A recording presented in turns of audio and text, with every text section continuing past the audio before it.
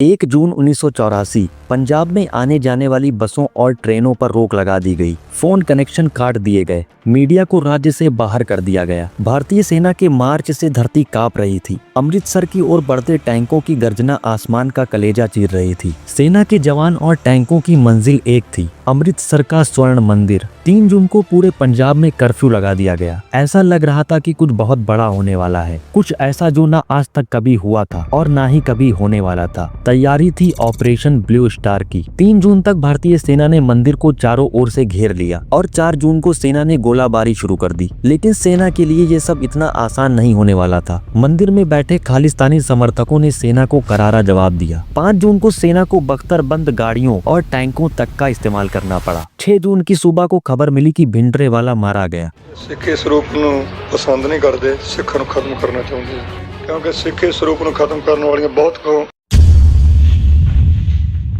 1947 में जब भारत आजाद हुआ, पंजाब पर इसका सबसे ज्यादा इम्पैक्ट पड़ा। लाखों सिख और हिंदू फैमिलीज पाकिस्तान से भारत आए और मुस्लिम फैमिलीज भारत से पाकिस्तान चले गए। इस डिस्प्लेसमेंट ने पंजाब में आइडेंटिटी क्राइसिस क्रिएट किया। सिख कम्युनिटी के लीडर्स ने मांगा कि उन्हें एक ऐसा स्टेट चाहिए जिसमें सिख कल्चर और पंजाबी लैंग्वेज बचाई जा सके। गवर्नमेंट ने कुछ टाइम के लिए सिख मेजोरिटी वाले इलाकों को मिला के एक स्टेट भी दिया, Patiala and east Punjab state union, PEPSU भी कहते थे इसको। लेकिन इसमें कहा जाता है कि अकाली दल की बढ़ती पावर को देख के कांग्रेस ने इसको हटा दिया। अब इसके बाद 1956 आता है और इंडियन गवर्नमेंट लेकर आती है स्टेट रीऑर्गेनाइजेशन एक्ट 1956। इसमें यह था कि लैंग्वेज के आधार पर स्टेट्स को डिवाइड किया जाएगा। तो इसमें तेलुगु बोलने वालों को आंध्र प्रदेश मिल गया, मराठी बोलने वालों को महाराष्ट्र मिल गया। तो सिख कम्युनिटी वालों का कहना था कि हरियाणा को छोड़ के पूरे पंजाब की जो भाषा है वो पंजाबी है, तो आप हरियाणा को हिंदी स्पीकिंग स्टेट में मिला दो और हमें पंजाबी स्टेट दे दो और पंजाबी को ऑफिशियल लैंग्वेज कर दो पंजाब की।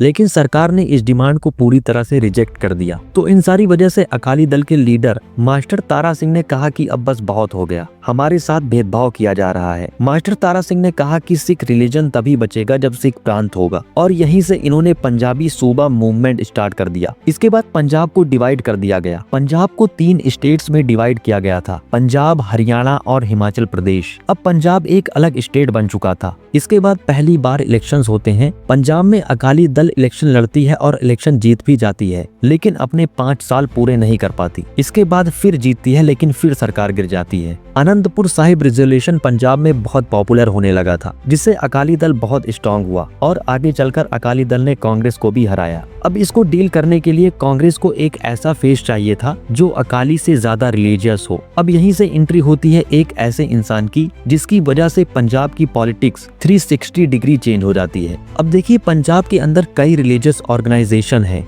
जो रिलीजन और एजुकेशन को लेकर काम कराती है। ऐसी ही एक ऑर्गेनाइजेशन है दमदमी टकसाल। क्योंकि दमदमी टकसाल पंजाब के भिंडर गांव में थी, इसलिए वहां के रहने वाले लोगों को भिंडरवाल कहा जाता है। और उस समय दमदमी टकसाल के लीडर करतार सिंह भिंडरवाल की डेथ हुई। उसके बाद जनरल सिंह को दमदमी टकसाल का लीडर बनाया गया और लोग इनको संत जरनैल सिंह भिंडरवाल के नाम से बुलाते थे। भिंडरवाले ने लीडर बनते ही गांव-गांव जाके नशे छुड़ाने की मुहिम चलाई और लोगों से अपील की कि अपने बाल न कटवाएं। भिंडरवाले लोगों में बहुत तेजी से फेमस होने लगा। और ये सब जब चल रहा था तो कांग्रेस के ज्ञानी जैल सिंह और दरबारा सिंह ने संजय गांधी को भिंडरवाले के बारे में बताया कि भिंडरवाला एक ऐसा आदमी है जो पंजाब में बहुत तेजी से पॉपुलर हो रहा है और अगर इसको हम फ्रंट फेस बनाते हैं तो अकाली दल के वोट कटेंगे इससे। और आगे चलकर कांग्रेस ने भिंडरवाले को अकाली दल के खिलाफ SGPC इलेक्शन में खड़ा कर दिया और भिंडरवाला को गवर्नमेंट का पूरा सपोर्ट मिल रहा था। अब इससे होने क्या लगा था कि भिंडरवाले को रिलीजियस बातों की वजह से लोगों का सपोर्ट मिल रहा था और भिंडरवाला को किसी भी इंसिडेंट में गिरफ्तारी नहीं होती थी। लेकिन 13 अप्रैल 1978 को एक ऐसा इंसिडेंट हुआ जिससे भिंडरवाला मेन एक्सट्रीमिस्ट लीडर से भी ज्यादा पॉपुलर हो गया। 13 अप्रैल 1978 को निरंकारी सिख जो थे उन्होंने एक इवेंट रखा जिसमें सारे निरंकारी सिख इकट्ठा होने थे। लेकिन भिंडरवाले ने कहा कि वो ये मीटिंग नहीं होने देंगे। जिस दिन ये मीटिंग होती है उस दिन दोनों ग्रुप में लड़ाई हो जाती है और 17 लोगों को अपनी जान गंवानी पड़ती है। लेकिन इसके बाद भी भिंडरवाला की गिरफ्तारी नहीं होती और इस इंसिडेंट के बाद भिंडरवाला की हिम्मत बहुत ही ज्यादा बढ़ जाती है और ईयर 1980 में निरंकारी सिख के जो हेड थे बाबा गुरुबचन सिंह और उनके बॉडीगार्ड की दिल्ली में हत्या कर दी जाती है और नाम भिंडरवाले के लोगों का आता है। लेकिन उसके बाद भी कोई अरेस्ट नहीं होता। इसके एक साल के बाद 1981 में पूरे देश के अंदर सेंसस स्टार्ट हो जाते हैं। अब देखिए, सेंसस में आपकी मातृभाषा पूछी जाती है। अब इसमें ये होता है कि जैसे पंजाब में अगर लोग पंजाबी को अपनी मातृभाषा बताएंगे तो पंजाबी लैंग्वेज को इम्पोर्टेंस मिलेगी, और अगर ज्यादा लोग हिंदी बोलेंगे तो हिंदी को ज्यादा इम्पोर्टेंस मिलेगी। और इसीलिए भिंडरवाला ने पंजाब के लोगों से कहा कि सभी पंजाब के लोग अपनी मातृभाषा पंजाबी बताएंगे। इसको लेकर हिंदूज डर रहे थे, लेकिन पंजाब केसरी जो न्यूज़पेपर था उसके एडिटर लाला जगत नारायण, इन्होंने ये कहा कि हिंदू लोगों को डरने की कोई जरूरत नहीं, और आपसे जब पूछा जाए तो अपनी मातृभाषा हिंदी ही बताइए। और इसी बात को वो रोज आर्टिकल में पब्लिश भी करते थे, लेकिन इसी वजह से इनको गोली मार दी जाती है। अब इससे गवर्नमेंट के ऊपर बहुत प्रेशर बनता है कि अब तो भिंडरवाला को अरेस्ट करना ही पड़ेगा, नहीं तो हिंदू कम्युनिटी बुरा मान जाएगी, और इसीलिए भिंडरवाला को अरेस्ट करना पड़ता है। और यहाँ से कांग्रेस और भिंडरवाला में कॉन्फ्लिक्ट शुरू होता है, और इसके बाद भिंडरवाला कांग्रेस के हाथ से बिल्कुल बाहर निकल जाता है, और यहाँ से भिंडरवाला ने अकाली दल के साथ हाथ मिला लिया और कांग्रेस का दांव बिल्कुल उल्टा पड़ जाता है। इसके बाद अक्टूबर 1983 में अमृतसर से दिल्ली जा रही एक बस को हाईजैक कर लिया गया, जिसमें से हिंदू पैसेंजर्स को उतार के उनको गोली मार दी गई। अब यहाँ से पंजाब की सिचुएशन बहुत ज्यादा खराब हो जाती है और पंजाब में प्रेसिडेंट रूल लगा दिया जाता है। 15 दिसंबर 1983 को भिंडरवाला ने अपने काम करने की लोकेशन को गोल्डन टेम्पल में शिफ्ट कर दिया ताकि वो सेफ रहे। भिंडरवाले को बहुत ही ज्यादा यकीन था कि कोई भी नेता गोल्डन टेम्पल में घुसने की हिम्मत नहीं करेगा। अब देखिए, इसमें भिंडरवाला और गवर्नमेंट आमने सामने आ गए थे, जिसमें लड़ाई होनी तय थी, और यहीं से शुरू हुआ operation blue star.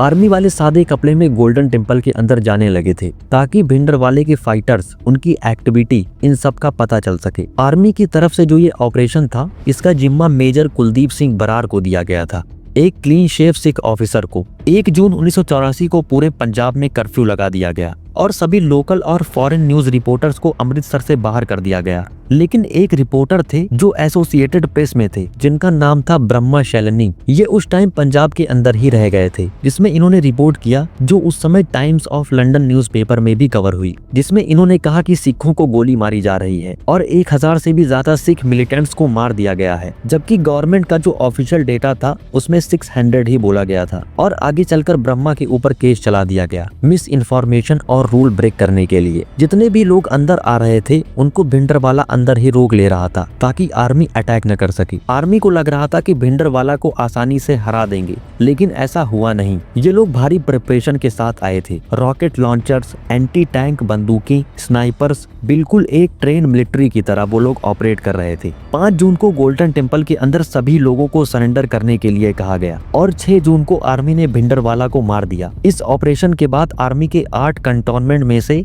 4000 Sikh soldiers ने रिबल कर दिया, अपने ऑफिसर्स को मार दिया था। कई सिख एमपीज और एमएलएज ने रिजाइन कर दिया था। 31 अक्टूबर 1984 को इंदिरा गांधी को उनके 2 बॉडीगार्ड बीन सिंह और सतवंत सिंह ने गोली मारी। बीन सिंह जो कि 10 सालों से इंदिरा गांधी का बॉडीगार्ड रह चुका था और उनके साथ कई विदेशी दौरों पर भी जा चुका था, और दूसरा था सतवंत सिंह जो पीएम की सिक्योरिटी में रहते हुए इसको केवल 5 महीने ही हुए थे। इन दोनों ने मिलकर इंदिरा गांधी के ऊपर 33 गोलियां चलाई। इंदिरा गांधी को सोनिया गांधी एम्स लेकर गईं, जो कि पीएम आवास से करीब 4.4 किलोमीटर की दूरी पर था, लेकिन उनको बचाया नहीं जा सका। जैसे ही ये खबर मीडिया में आई, इंदिरा गांधी के मरने से जब लोगों को पता चला कि सिख कम्युनिटी गार्ड ने उनको मारा है, तो लोगों में आक्रोश की लहर दौड़ गई और जिस बात का डर था वही हुआ। लोगों ने दिल्ली में रह रहे सिखों का ऐसा नरसंहार किया कि जिसमें 8000 से ज्यादा सिखों को मारा और जिंदा जला दिया गया। ये दौर 3 से 4 दिनों तक चला। भिंडरवाले की मौत के बाद सब कुछ शांत हो गया, लेकिन ये शांति 2015 तक ही चली, जब 1 जून 2015 को फरीदकोट डिस्ट्रिक्ट से बुज जवाहर सिंह वाले गांव के गुरुद्वारे से गुरु ग्रंथ साहिब की चोरी हो गई और इसके पेजों के साथ बेअदबी की गई, और यहीं से माहौल फिर खराब होने लगा। फिर एंट्री होती है अमृतपाल सिंह की। अमृतपाल सिंह को सितंबर 2022 में वॉरिस पंजाब डे का हेड अनाउंस कर दिया गया। अब 29 सितंबर 2022 को अमृतपाल की एंट्री होती है इंडिया के अंदर। भिंडरवाले की पुश्तैनी गांव रोडी जो कि मूंगा जिले में है, यहाँ से बहुत भारी सपोर्ट मिला। अमृतपाल ने आते ही बताया कि भिंडरवाल उनके आदर्श हैं। भिंडरवाले की तरह ही ड्रग्स की बात की और अपने धर्म को बढ़ाने की बात की, और कहा कि आज के बाद जो भी बेअदबी करेगा उस पर कोर्ट केस नहीं चलेगा, अब से हम उनको सजा देंगे।